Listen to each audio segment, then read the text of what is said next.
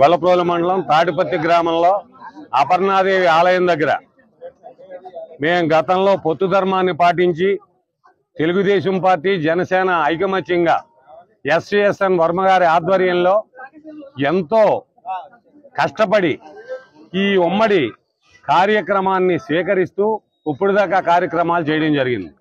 ఇప్పుడు వైసీపీ కార్యకర్తలు ఇక్కడ కమిటీ సభ్యులు ఈవేళ జనసేనలో కొంతమంది సభ్యులకి వందన పాడుతూ వాళ్ళకి గుడితాళాలో ఇవ్వడం, ఆ బుక్కులు అప్పచెప్పడం కూడా జరిగింది. కారణం ఏమిటంటే ఇది పొత్తు ధర్మంలో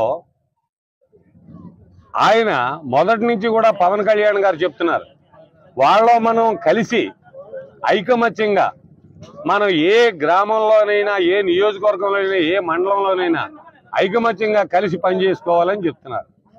ఈవేళ ఒక పద్ధతి క్రమాన్ని తప్పి ఎవరికే తెలియకుండా గతంలో ఉన్నటువంటి వాళ్ళు ఆ కమిటీ మెంబర్లో తాళాలో ఒక వ్యక్తి చేతిలో పెట్టడం జరిగింది. అది గ్రామ కమిటీ అందరినీ జరిగిన తర్వాత అందరూ వాళ్ళ కూర్చుని మాట్లాడుకున్న తర్వాత ఈ కార్యక్రమం చేయవలసిన అవసరం ఉందని మేము సవినయంగా జరుపుతున్నాం. మాకు ఈ యొక్క అన్యాయానికి మేము పొత్తు ధర్మంగా జనసేన పార్టీకి 100కి 150% కూడా